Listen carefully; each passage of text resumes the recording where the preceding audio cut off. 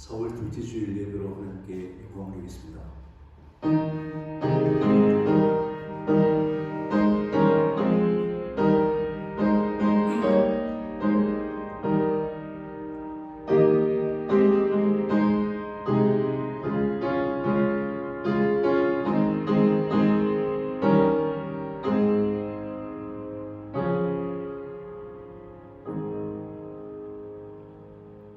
우리를 흑암의 권세에서 건져내사 그의 사랑의 아들의 나라로 옮기셨으니 그 아들 안에서 우리가 속량 곧 죄의 사함을 얻었도다.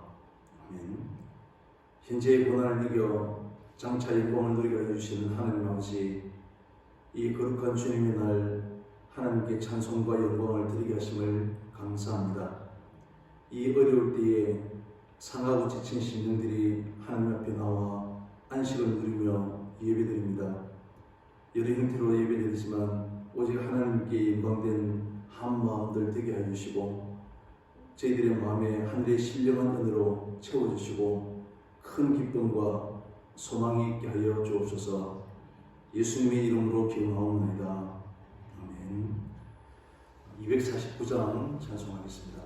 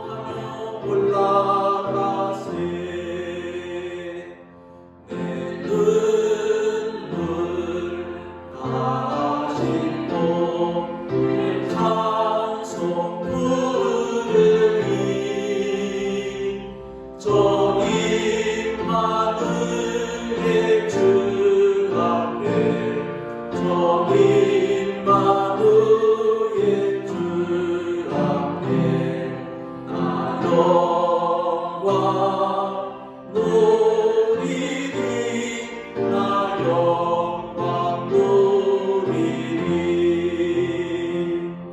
저 맑고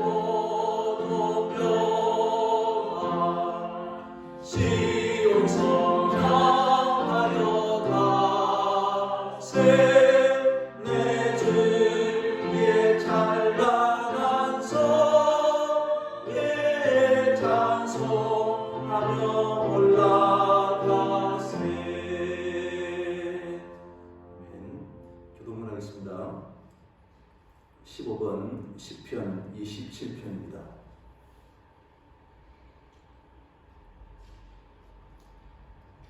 여호와는 나의 빛이요 나의 구원이시니 내가 누구를 두려워하리요. 여호와는 내 생명의 능력이시니 내가 누구를 무서워하리요.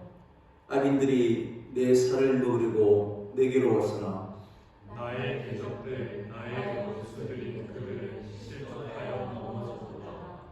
군대가 나를 대적하여 진실지라도 내 마음이 두렵지 아니하며 전쟁이 일어나 나를 치료할지라도 나는 여전히 태연하리로다.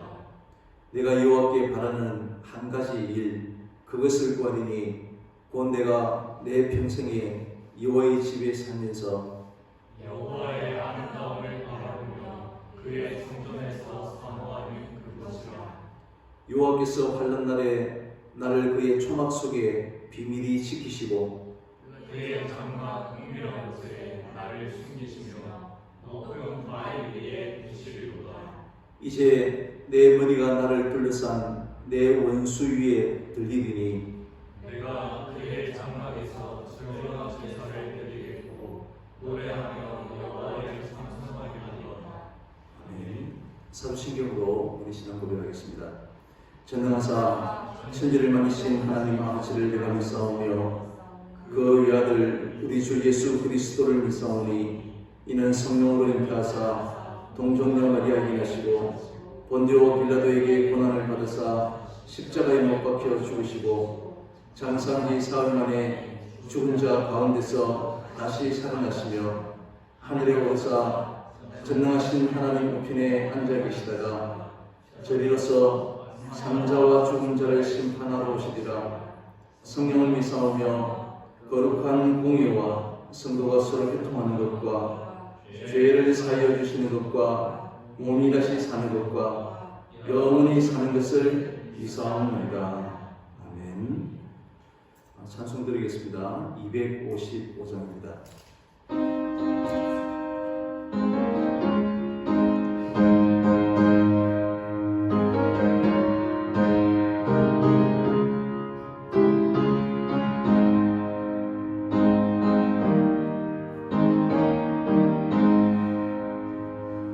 너희 죄 흉악하나 누가 같이 이겠네. 너희 죄 흉악하나 누가 같이 이겠네. 죄의 비 흉악하나 이게 되리라. 주홍빛 같은 내 죄, 주홍빛 같은 내 죄, 눈과 같이 지겠네. 눈과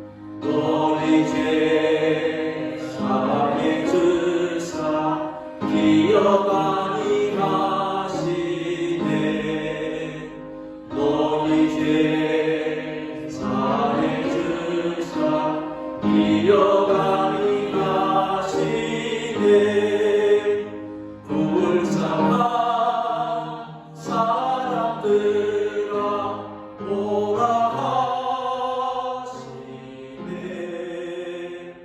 너희 죄 사해 주사 너희 죄 사해 주사 기억하니 하시네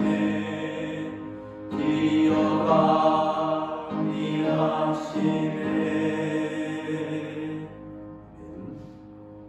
다 같이 기도드리겠습니다. 우리의 죄악이 주홍같이 지렁같이 붉을지라도 기억하지 아니하여 주시는 하나님 아버지, 오늘 주의 사랑하는 성도들을 구원의 길로 인도하여 주심을 감사합니다. 죄로 영원히 죽을 수밖에 없는 저희들을 구원하시기 위해 독생자를 구원해주시고 구원해 주신 줄로 믿습니다. 오늘도 저희들의 영혼들을 지켜주시고 주님께서 인도하여 주심을 정말로 감사합니다. 하나님, 지난 한 주간 그럼에도 세상에서 다툼과 거짓과 미움이 우리의 주인 행세했던 그런 우리의 삶을 용서하여 주옵소서. 인내하지 못하고 분노하고 또한 주를 따르지 아니하고 이익을 쫓아 살고 쾌락에 빠져 즐거워했던 저희들을 주님 긍휼히 여겨 주시옵소서. 오늘도 주님께서 예배하는 가운데 사죄의 기쁨을 누리게 하여 주옵소서. 더 이상 우리의 삶이 세속화되지 않게 하여 주시고 하나님 깨끗하게 하여 주시고 정결하게 하여 주옵소서. 오늘도 순결하고 신령한 말씀을 사모하게 하여 주시고 오늘도 주의 진리의 말씀을 저희들이 잘 듣게 하여 주옵소서. 오늘 교회들이 이 암울한 세상에 구원의 기쁜 소식이 되게 하여 주시고 위로자가 되게 하여 주시고 소망이 되게 하여 주시옵소서. 하나님 아버지, 지금도 고통받고 신음하는 이들을 위로하여 주시고 속히 코로나19가 그치게 하여 주옵소서. 신음하는 온 나라들마다 하나님의 은혜를 누리게 하여 주옵소서. 오직 하나님만이 우리의 삶의 주관자 되심을 온 누리가 모든 백성들이 바로 깨닫게 하여 주옵소서. 하나님, 오늘도 진리의 말씀을 통해서 우리의 심령을 새롭게 하여 주시고 오직 하나님의 전적인 은혜로 구원받은 주의 백성으로 감사와 기쁨으로 영광 돌리는 시간 되게 하여 주시고 은혜가 충만케 하여 주옵소서. 오늘도 가정 예배로 온라인 예배를 드리는 우리 주의 사랑하는 성도들에게 동일하신 하나님의 크신 은혜가 있게 하여 주시고 늘 소망과 기쁨으로 늘 주님께 영광 돌리는 성도로서의 삶을 살아갈 수 있도록 인도하여 주옵소서. 감사드리며 예수 그리스도의 이름으로 기도드립니다. 아멘.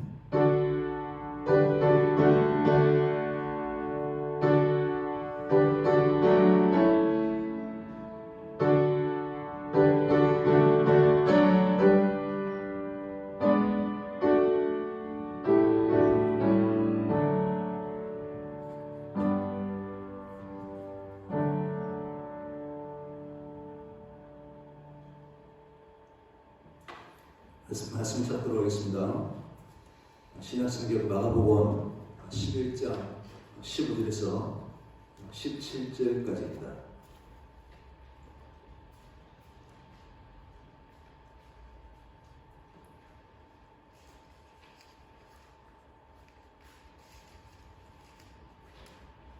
다 같이 읽도록 하겠습니다.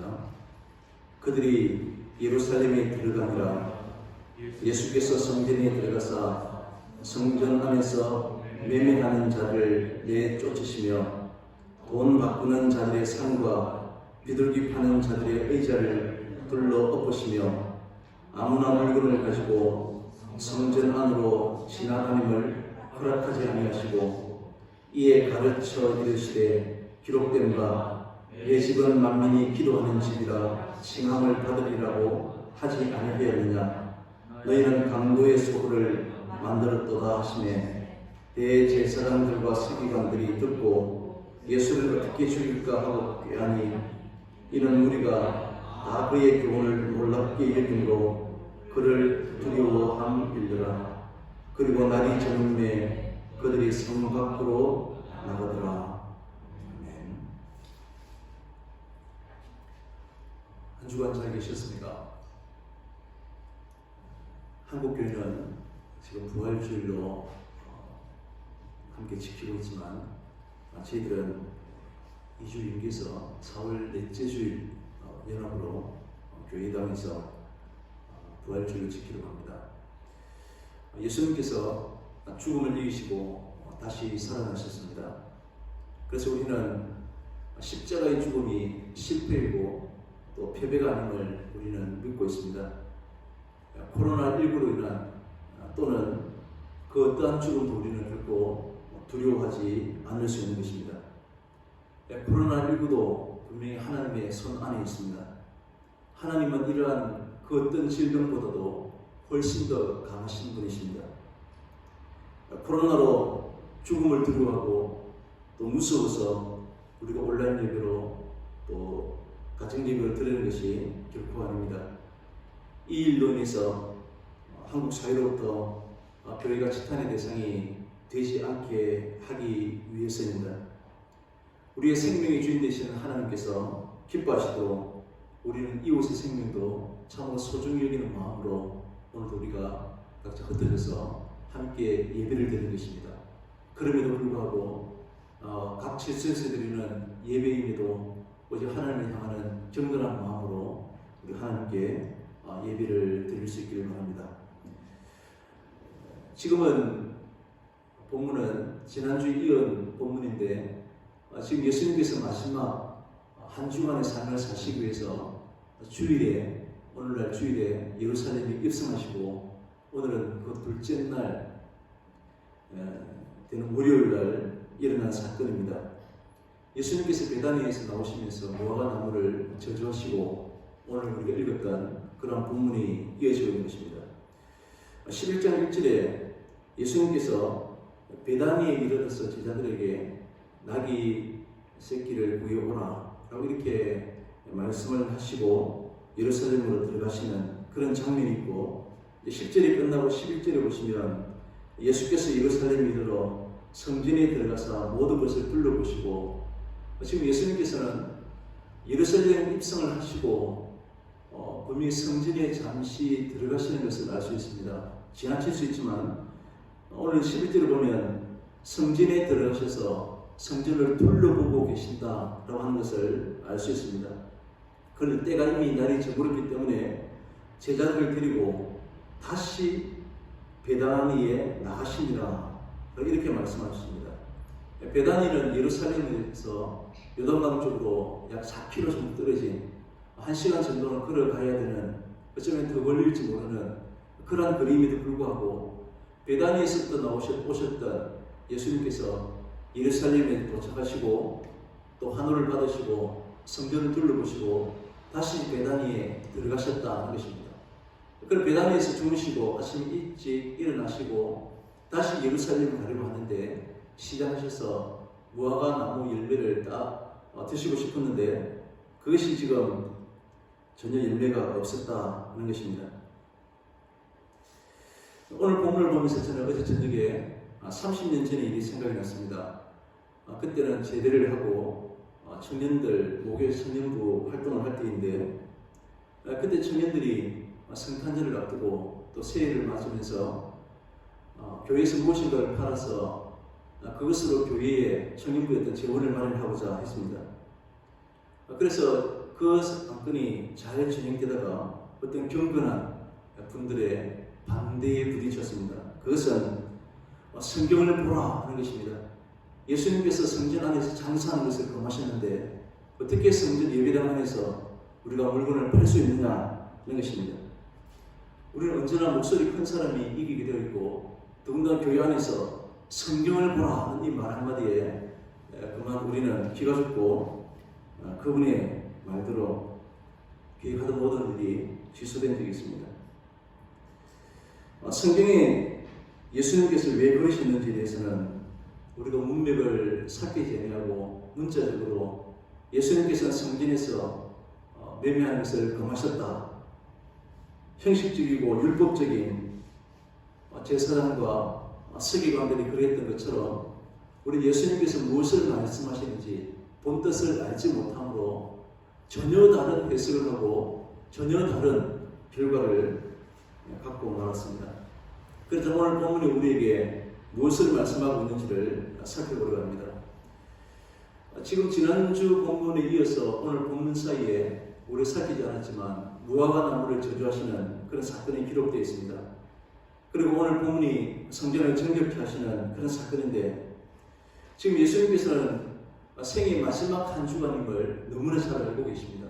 그렇기 때문에 가이사랴 빌립보에서 사람들이 나를 누구라 하느냐, 제자들 너희들은 나를 누구라 하느냐, 어떻게 생각하느냐 라고 물으시고, 그리스도시요 살아계신 하나님 아들이십니다 라고 하는 베드로의 대답에 칭찬하시고 내가 복이 있다 라고 말씀하십니다.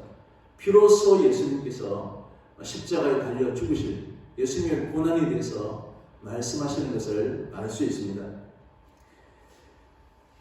그렇다면 십자가의 죽음을 미리 다 알고 계시고 준비하고 계신 예수님께서 지금 마지막 한 주간에 그런 생에 하시는 말씀이나 모든 행동들은 분명히 예수님께서 의도하신 바가 있다라고 하는 사실을 우리가 짐작할 수 있습니다. 그래서 지금 무화과가 날 철이 전혀 아님에도 불구하고 이미 지금 이 시기에는 6월절이 시작되는 시기는 이제 우기가 끝이 나고 건기가 시작되고 한여름을 지나서 9월, 8월 되어야 수확이 되는 그러한 지중해 이난의 땅임에도 불구하고 예수님께서는 지금 열매를 지금 찾고 계시는 것입니다. 입만 무성해서 아무런 열매를 맺지 못하는 이러한 예수님의 비상식적이고 비논리적인 그런 행동이 아니라고 하는 것입니다. 열매 없는 무화과 나무를 예수님께서 저주하심으로써 입만 무성하고 열매가 없는 그 당시 타락해 있는 유대 종교에 대해서 예수님이 지금 비판하고 계시는 것입니다.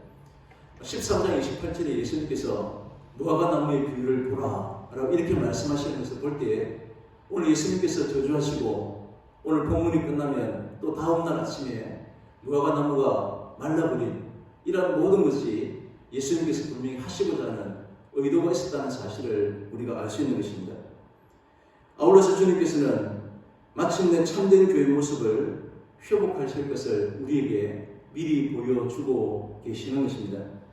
주님의 참된 교회는 바로 만민이 기도하는 집이고 오늘 우리가 다 읽지 못했지만 서로 믿음의 공동체고 또 사랑의 공동체임을 계속해서 우리에게 말씀하고 있습니다.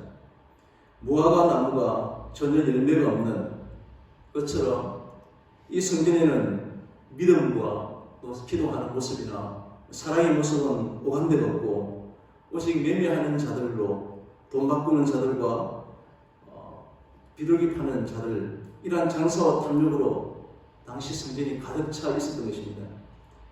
이스라엘 사람들에게 있어서는 성전이라고 하는 것은 아주 특별한 곳이었습니다. 그들에게 있어서 성전은 하나님이 계시는 곳이었고 또 하나님께 죄를 용서받는 곳이 바로 성전이었습니다. 이 용서를 받을 수 있는 방법은 바로 하나님께 제사를 드리는 것입니다. 그래서 그들은 절기만 되면 모든 백성들이 주님 앞에 나와서 제사 드리는 것을 굉장히 중요하게 여겼던 것입니다. 예수님도 유월절이 되었을 때 예루살렘 성전에 들어가셨습니다. 그런데 그 성전에서 장사하는 사람들을 보시고 그들을 모두 다 내쫓아버리십니다. 예수님이 쫓아버리신 장사꾼들은 소나 양이나 비둘기를 파는 이것들은 분명히 제사에 필요한 재물을 파는 사람들이었고 또 돈을 바꾸어주는 그런 환전상들이었습니다. 이러한 사람들이 성전에 있었던 것은 이유가 있습니다. 당시 이스라엘 백성들은 예루살렘 근교에서 오는 사람들도 있었지만 멀리서부터 유월절을 지키기 위해서 오고 갔던 것입니다. 그렇기 때문에 비둘기처럼 작은 재물이면 괜찮겠지만 소나 양처럼 큰 짐승을 데리고 먼 길을 오고 가는 것은 결코 쉬운 길이 아닙니다.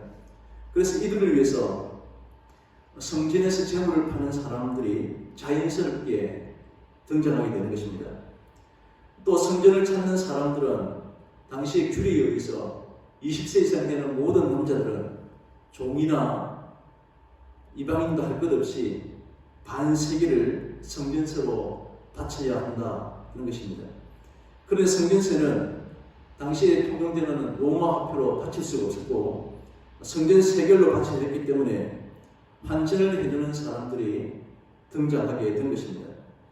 이렇게 장사꾼들이나 환전상은 성전을 찾는 사람들에게는 꼭 필요한 그런 존재라고 볼 수 있을 것입니다. 그런데 문제는 이들이 제사장들과 짜고 막대한 수수료를 부과해서 이렇게 성전을 찾는 사람들을 착취했다는 것입니다. 성전은 이방인의 뜰이 있고 또 여인들의 뜰이 있고 제사장들이 뜰이 있습니다. 그 중에서 오늘 본문이 등장하는 온갖 탐욕과 장사가 이루어지는 착취가 발생했던 것이 바로 이방인들의 뜰이었습니다.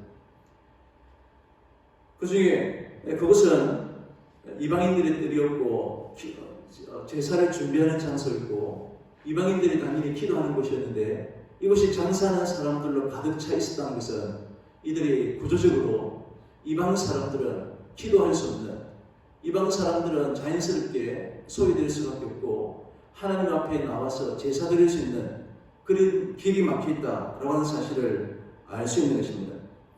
그래서 이방인들이 기도해야 되는 이곳에 장사치들이 넘쳐났기 때문에 예수님께서 이들을 물리치시고 말았던 것입니다. 기도하고 예배하고 이러한 순전한 제사는 오간데 없게 되고 온갖 탐욕과 이기심과 착취로 얼룩진 이러한 성전이 바로 예수님이 보시는 당시에 예루살렘 성전의 실상이었던 것입니다. 그래서 예수님께서는 이들을 모두 쫓아버리신 것입니다. 타락하고 부패했음에도 불구하고 그러나 그들의 제사의 형식과 그들의 모든 외형적인 경건의 모습들은 다 갖추고 있었습니다. 회칠한 무덤 속에 사체가 썩어가는 냄새가 진동하고 있지만 겉으로는 화려하고 전통적인 그런 의식으로 치장하고 그 예루살렘 성전을 자랑함으로써 그들은 오히려 하나님을 능멸하고 사람들을 속이고 있었던 것입니다. 이와 같은 성전의 모습에 예수님이 분노하시고 이를 정결케 하시고 또 하나님의 심판을 예고하고 계시는 것입니다. 열매 없는 잎만 무성했던 무화과나무를 저주하신 것처럼 껍데기만 남아있는 유대의 모든 종교와 또 민족을 예수님께서는 무섭게 책망하시는 것입니다. 그렇다면 오늘 예배를 드리는 한국교회는 우리 교회의 모습은 어떠합니까? 우리 가운데 참된 기도의 열매가 있고 또한 믿음의 모습들이 있는 것입니까? 만약 우리의 신앙의 본질이 예배의 본질을 외면하고 우리 외형적인 껍데기만 남아있는 형식적인 신앙생활을 하고 있다면 만약 우리의 삶과 교회가 이파리만 무성한 진정한 경건의 열매를 맺고 있지 못한다면 오늘 주님께서도 우리에게 마땅히 책망하실 것입니다. 오늘 17절에 네 집은 만민이 기도하는 집이라 칭함을 받으리라. 이 본문은 바로 구약 성경을 인용하고 있습니다. 말씀드린 대로 성전에 장사꾼들이 있었던 것은 이스라엘 백성들의 제사의 편리를 위해서 자연스럽게 생겼습니다. 지금식으로 말한다면 하나님의 영광을 드리는 예배를 드리기 위해서 한 일이 되는 셈입니다. 그런데 제사장들은 성전이 존재해야 하는 이유를 잘 알지 못했습니다. 성전은 제사라고 하는 종교적인 기능을 지키기 위해서 있었던 존재한 것이 결코 아니었던 것입니다. 이스라엘 백성들이 성전에 나와서 제사를 드림으로 그들의 모든 죄가 다 용서되고 하나님의 백성으로 그들이 살아갈 수 있었던 것은 제사라고 하는 의식과 형식과 전통을 지켰기 때문이 아니라 하나님과의 관계가 결코 끊어지지 아니했기 때문입니다. 제사는 하나님과 관계에서 끊어지면 우리는 결코 살아갈 수 없다고 하는 그러한 존재임을 보여주는 기능을 가지고 있었던 것이지 제사라고 하는 그 의식 자체가 우리에게 중요한 것이 아닌 것입니다. 내 집은 만민이 기도하는 집이다 라고 하시는 말씀의 의미도 그런 것입니다. 이사야 56장 7절에 내가 그를 나의 성산으로 인도하여 기도하는 내 집에서 그들을 기쁘게 할 것이며 그들의 번제와 의성은 나의 단에서 기꺼이 받게 되리니 이는 내 집은 만민이 기도하는 집이라 일컬음이 될 것이니라 이렇게 말합니다. 지금 이스라엘 백성들이 하나님께 제사하기 위해서 나오는 성전이 장차 만민이 기도하는 집으로 이스라엘 백성들뿐만 아니라 이방인이나 종이나 자유자나 할 것 없이 모든 사람들이 기도하는 집으로 일컬음을 받게 된다라고 하는 사실을 오늘 이사야가 미리 예언하고 있는 것입니다. 이러한 일들이 메시아가 장차 이 땅에 오심으로써 모든 사람들이 유대인들만 특별히 구원받는다고 생각했는데 메시아의 오심을 통해서 만민이 기도하는 집이 될 것이다 라고 하는 사실입니다. 이 기도는 하나님과의 교통을 말합니다. 그런데 이스라엘 백성들은 이러한 하나님과의 교통을 할 수가 없었습니다. 하나님과 인간은 죄로 말미암아서 가로막혀 있는 관계에 있었기 때문입니다. 그래서 이스라엘 백성들은 성전에 나와서 제물을 바침으로써 그들의 죄가 용서된 그러한 관계 가운데 하나님께 기도를 할 수 있게 되었던 것입니다. 우리 역시도 죄로 인해서 하나님과 막힌 관계에 있었습니다. 그런데 이 관계가 회복된 것은 예수님께서 자신을 하나님께 제물로 바친 그러한 결과 때문입니다. 그래서 우리는 그리스도 예수 안에서 하나님께 기도할 수 있게 되었고 하나님과 교통이 이제 가능하게 된 것입니다. 이제는 우리가 구약시대처럼 성전을 찾지 않아도 되었고 짐승의 제물을 더 이상 바치지 않아도 되는 그 이유가 바로 예수 그리스도가 우리의 성전이고 친히 제물이 되셔서 온전한 제물로 드려졌기 때문입니다. 그동안 막힌 휘장이 찢어짐으로써 예수 그리스도로 말미암아서 어디에서든지 모든 사람들이 다 예배드림으로 하나님을 만날 수 있는 그 길을 열어주셨다는 것입니다. 그래서 우리는 예수 그리스도를 관계에서만 우리의 생명을 말할 수 있는 것입니다. 예수님을 떠나서는 우리 인간은 악으로 인해서 멸망을 받을 대상에 지나지 않습니다. 예수님의 이름으로 기도하는 것도 나는 내 힘으로 아닌 전적인 주의 은혜로 말미암아 살아갈 수 있음을 예수님의 은혜로만 살 수 있습니다 라고 하는 고백과도 같은 것입니다.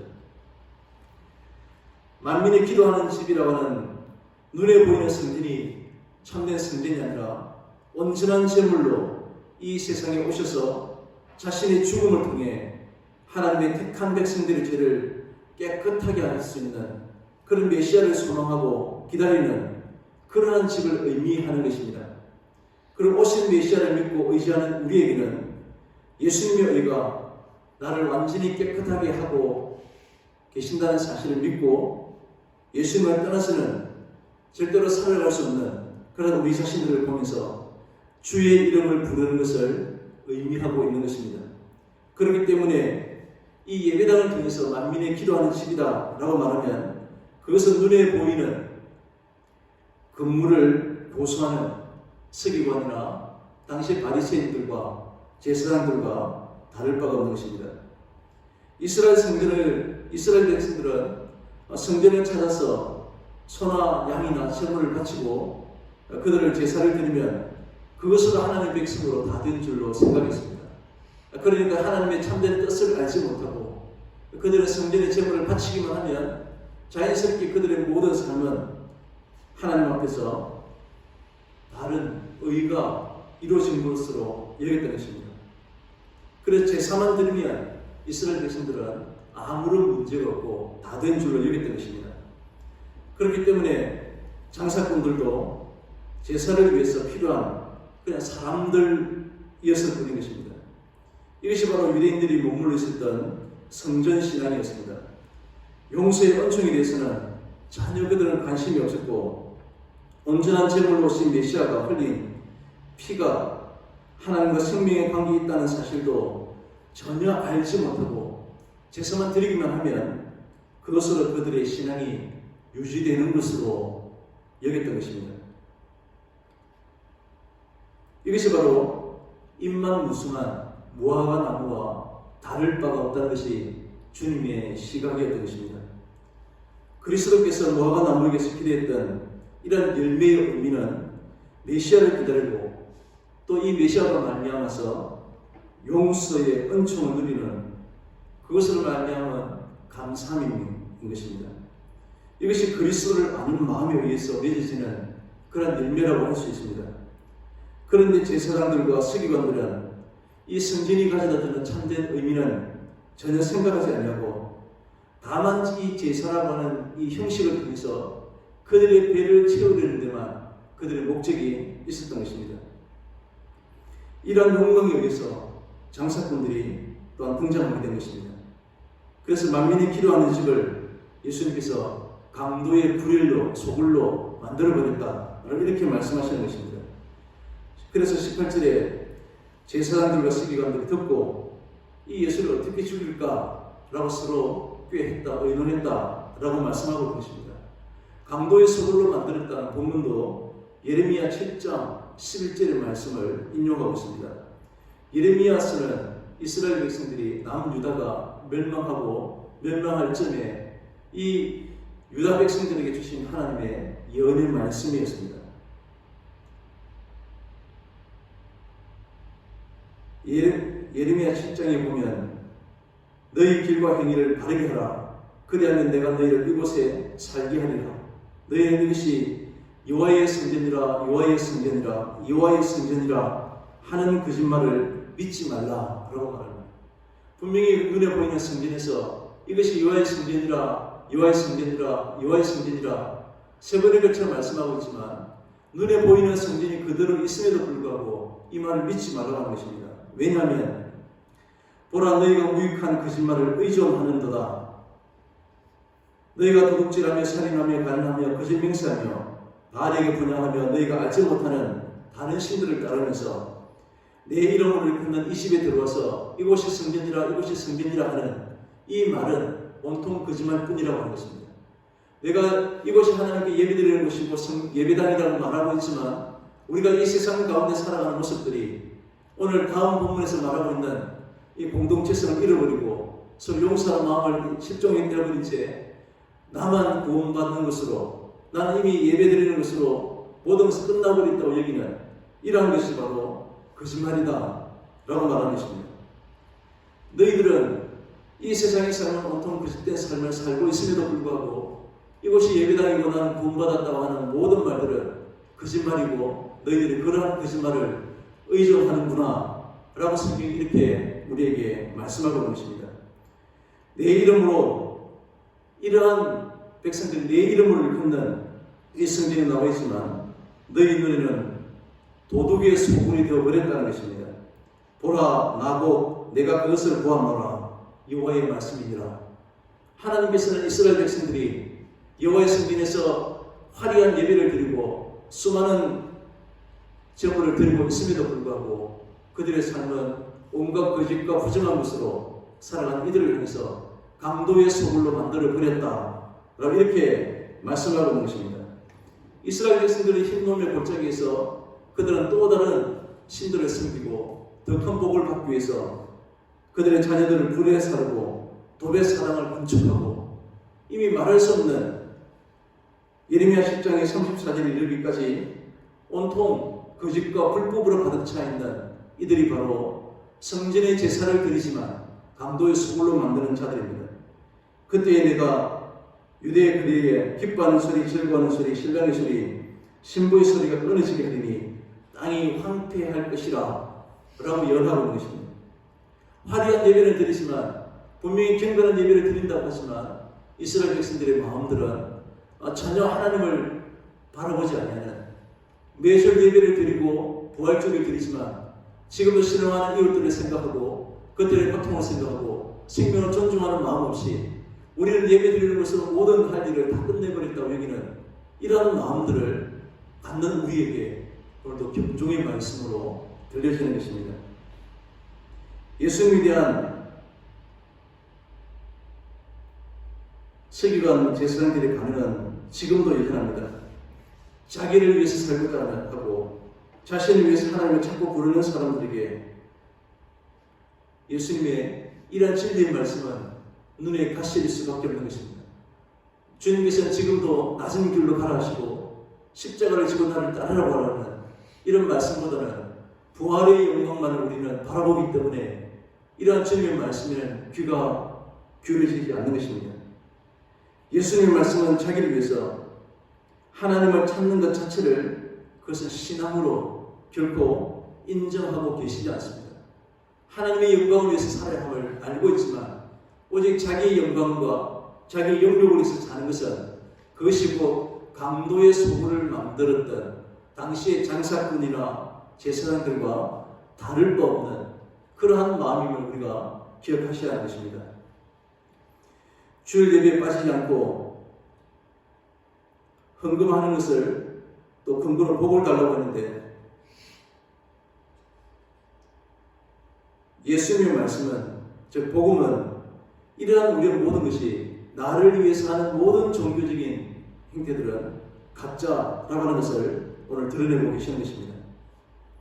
예수님의 용서의 은총을 알고 우리를 위해서 죽으신 예수님의 죽음 안에 들어가는 것이 곧 성진됨을 교회됨을 알지 못하고 외형적인 제도와 의식을 고치는 것이 교회라고 주장하는 사람들도 있습니다. 예수님의 성전의 장사꾼을 쫓아내신 것은 오늘 성전을 개혁하고 제도를 고치고자 하신 것이 아니었습니다. 성전은 바로 예수 그리스도이시고 바로 성전, 참된 성전은 그리스도 안에서의 삶을 의미하고 있는 것입니다. 우리가 주님께 나오는 이유는 오직 용서의 은총 때문일 뿐입니다. 그런데 예수님을 부르면서 주의 용서를 구하면서 우리 세상에 쓰러질 것을 구하고 세상의 복을 얻기 위해서 예수님을 이용하고자 한다면 그것이야말로 예수님께 강도짓을 하는 것과 다를 바 없음을 알아야 하는 것입니다. 그렇게 보면 인간의 복을 위한 예수님을 말하고 믿음 또한 인간의 복을 위한 수단으로 바꾸어버린 것이 있다면 그것이 바로 강도의 소굴로 존재하고 있다는 현실임을 우리가 기억해야 합니다. 예수님께서는 우리를 십자가를 통해 살려주셨습니다. 그래서 성도들은 오늘 예수님의 죽음 안에서의 자기의 생명을 얻음을 감사할 수 있게 되는 것입니다. 이처럼 그리스도 예수 안에서 그리스도의 은총으로 감사하게 살아가는 성도가 바로 곧 기도하는 집이 되는 것입니다. 예수님의 생명, 살려주심과 비교할 수 없는 참된 가치가 이 세상에 어디에 존재하겠습니까? 오직 성도는 그리스도만으로 만족할 수 있어야 하는 것입니다. 우리의 참된 성전은 바로 기도하는 것이고 22절 이하의 내용을 보면 서로의 용서하는 삶을 통해서 임을 알 수 있습니다. 우리는 오직 예수 그리스도 안에서 살아갈 때에 우리가 바로 참된 성도가 참된 성전이 가능하게 되는 것입니다.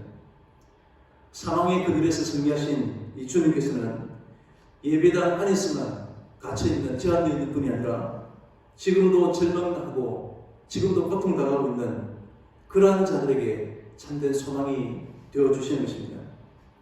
이 십자가는 세상의 악에 대해서 하나님의 참된 의가 무엇인가 하는 사실을 우리에게 잘 보여주셨습니다. 역사 가운데 수많은 고통과 아픔을 겪고 있는 그러한 이들에게 참된 복음이 전해질 수 있기를 바랍니다.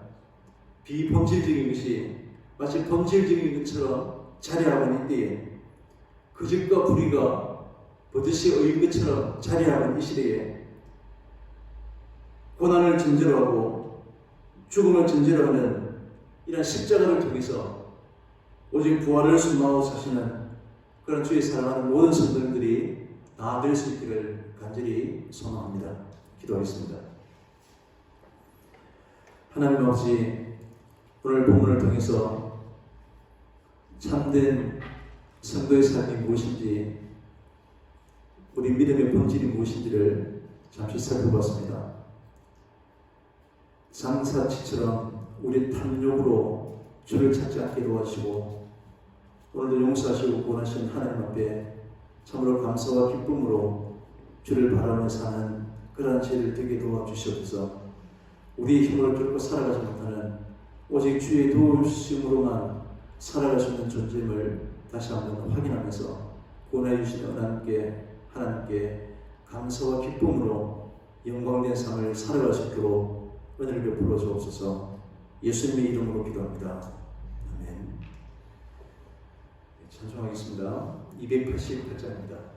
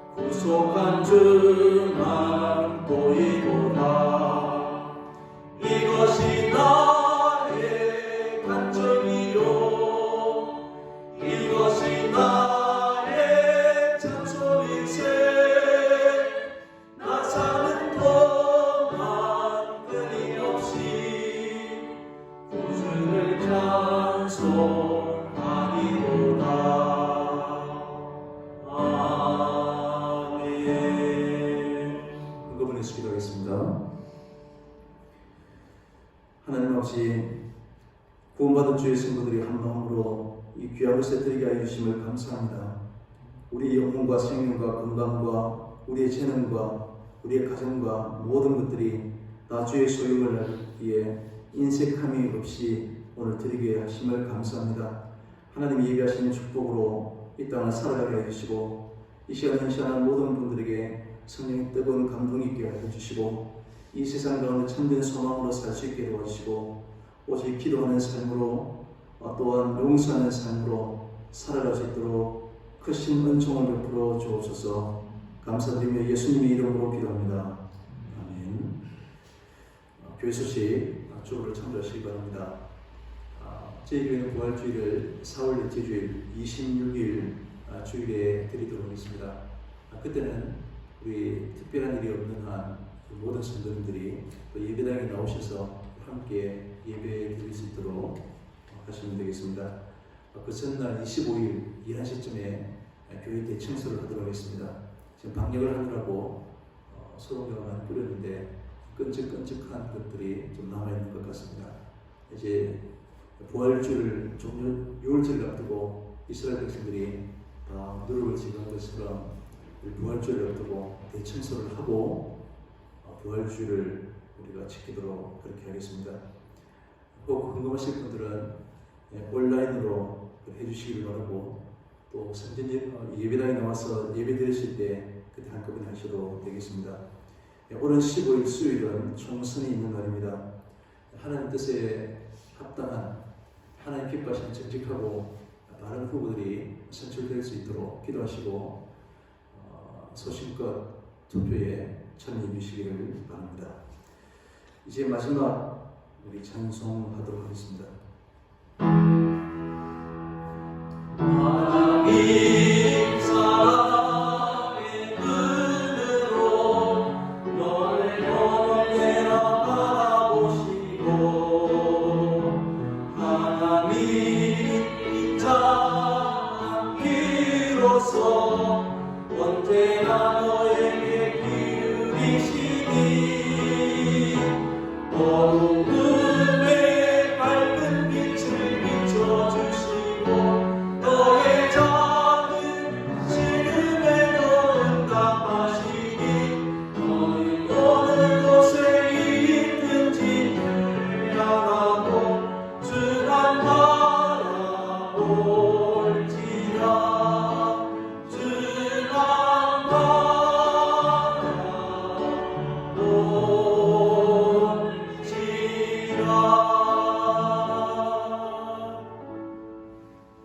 지금은 길과 진리 되시고 참 생명 되신 예수 그리스도의 은혜와 하나님 아버지의 무한하신 사랑하심과 성령님의 크신 은총이 또한 교통하심이 주의 십자가의 길을 걷고자 다짐하고 세상을 향해 나아가는 주의 사랑하는 모든 성도들과 또한 사랑하는 모든 이웃들 위해 영원토록 함께 있을지어다.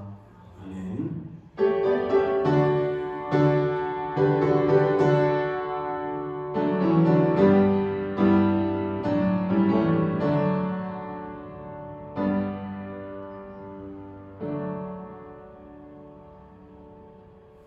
감사합니다.